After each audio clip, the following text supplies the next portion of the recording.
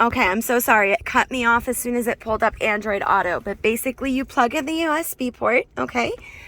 You plug in the USB cord, and then it's going to pop up. It's going to say Android Auto or Apple CarPlay is available for this device. You want to press always allow or on, whatever it is that asks you, and then it's going to pull it up. So they're both pretty similar. This is how you use your navigation, and you asked what the Maps button was for. That's what this is for. So you can use this when you're plugged into Android Auto. So say I pull up Pandora and I want to go back to my maps, I can press this and it'll bring me back to navigation. You don't have the navigation package on your car.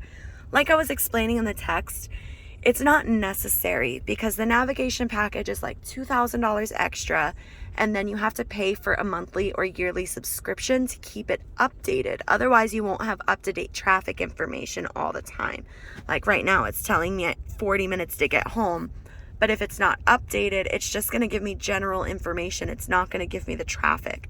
So you have to pay for a subscription after that, after the 3 years ends, which isn't necessary because you have it for free on your phone. All you have to do is plug in, and you can use Google Maps or Waze or whatever map application you use, okay? So Android Auto looks a little bit different than Apple CarPlay if you have an iPhone, but it's pretty simple. So it's going to look just like your phone. Whatever you're used to is going to basically just projects your phone's screen onto the screen of the car. So you don't have to, when you use your navigation, you don't need one of these phone holders that holds up your phone so you can see the navigation. It's going to put it on the screen of the car. So you can use it just like you use it on your phone. It's going to pop up and tell you how to get home and everything. And then you can search from here. You can add extra stops along the way and everything, just like you do on your phone. If you're driving, you can search by voice. So it's really convenient. On Apple CarPlay, you're going to have a different button. It's not going to be a circle. It's kind of little squares right here. But when you press it, it'll take you to your home screen. If you press it again, it's going to pull up something like this, where it shows you all of the apps that are compatible with your phone and the vehicle. So it'll show you everything that you can use. CarStream, by the way, if you want to watch YouTube videos, not when you're driving, of course, but you can watch YouTube videos when you're parked. It's an app that I have downloaded to watch on the screen in my car. So that's a good app, just a heads up. So you can pull up Maps, Pandora, anything that you want that works with your car.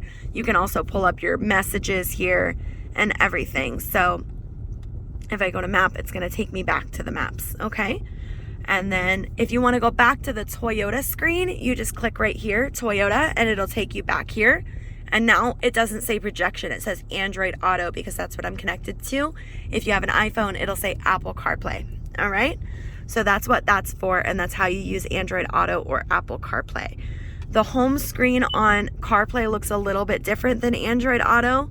So on Apple CarPlay, you'll basically have your maps on this side, and then it'll give you suggestions. It'll say like 20 minutes to home or something on this part, and then it'll show your music down here.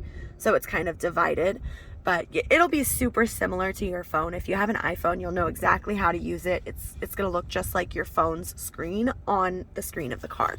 So that's what you use for your navigation, okay? Oh, and now you can see the speed dial I was talking about. It says select and hold to add a contact. So you just press and hold, and it'll pull up all my contacts, and then I just choose one, and then I would select the phone number, and then it would say that person's name right here. All right, so that's how you use that. Down here, the AC is going to look a little bit different, but most of the icons are going to be the same. So you have your fan speed up and down. If you turn off AC, it's not going to blow cold air. It's just going to be the fan. This is going to change where the airflow goes. All right. And then this is going to circulate air inside the car, of course. You've got dual climate. So say your passenger's cold and you're hot. You guys, sorry, there's a glare. You can change the temperature on your passenger side. And then if you want them to be the same again, you just hit sync. All right. So if I change from my side, they stay the same. If the passenger changes their side, they go separately. And then if I hit sync, they go back together. All right. And then of course your hazards are going to not be in the same exact place, but they'll be someplace similar. I think they are still in the center, but yeah, wherever this symbol is, that's your hazard lights. Let's see, what else is there? The Corolla is going to be kind of similar. This is a little bit different, but you're going to have eco, normal, and sport mode.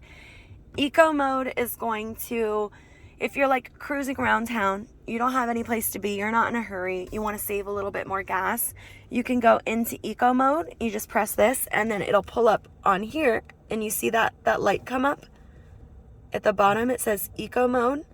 So that's how you know you're in eco mode. So you're going to speed up a little bit slower from a dead stop, so you won't have as much acceleration, but you're going to save a little bit more gas. Okay. Sport mode, same thing. It's going to pop up down here, sport mode, and you're going to use a little bit more gas, but you're going to speed up a little bit faster from a dead stop. So if you want to get over in front of the guy at the red light or something like that, you can use sport mode. Normal is going to be what you're using most of the time. EV mode, this is for hybrid, so you don't have to worry about this, but you will have these two right here. So this is the parking monitor. You never have to, I'm sorry, not the parking monitor, the parking brake. I told you I can't talk today. So this is the parking brake. You never have to worry about this. It turns on and off automatically, so you don't have to worry about it. If you ever do want to turn it on or off, you just put your foot on the brake and then you press down to turn it off and you pull up to turn it on. But generally speaking, if you put the car in park, it's going to put the parking brake on. If you put the car in drive, it's going to turn the parking brake off. So you really never have to worry about it.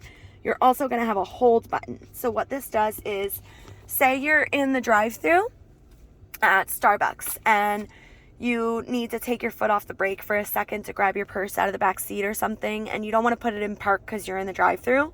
You would put your foot on the brake while you're in drive, and then you press hold. It's going to say hold up here, and then you'll know that you can take your foot off the brake because you're on hold. So while you're in drive, you can basically hold the car at a stop, do whatever you need to do, and then when you're ready to go again, you put your foot back on the brake, you press hold to release it, and then it will say, no longer say hold on the screen, and you can go again. So that's what that's for. I'm not sure if you know what this does. So many people don't know what it does. So if you're driving at night and there's people behind you and their brights are shining in your eyes through the rear view mirror, you can just pull this forward and it dims the lights so that they're no longer blinding you. So that's what this is for. Your gas tank in a Toyota is always going to be on your left-hand side. If you ever forget or anything, in every single car, there's a little arrow next to the gas icon where it says how much gas you have. It points to the left, so that's how we know it's on the left-hand side. It's the same for every Toyota, but if you ever forget and you're pulling up to the gas tank, just check for that little arrow and you'll know which side it's on. All right? Let's see. Over here, these are pretty straightforward. You have your window lock, so if you've got kids or anything and you don't want them playing with the windows in the back, you can turn this on to lock the windows. And then these are for the mirrors, so you just turn it to the left and then you move this to turn the mirrors however you want them.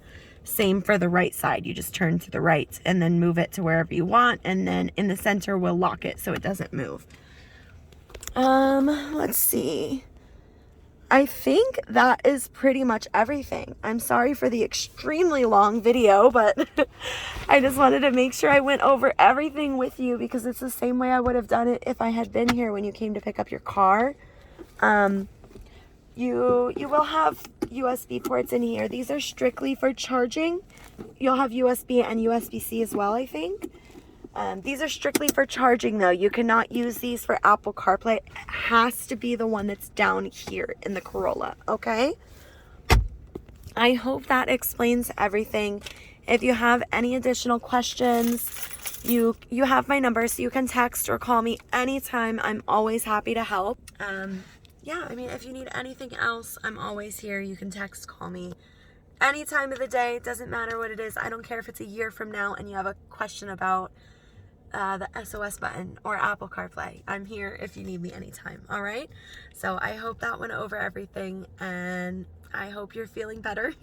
You take care and have a lovely day. Congratulations. And thank you again for sending the gift. It's really greatly appreciated. Bye.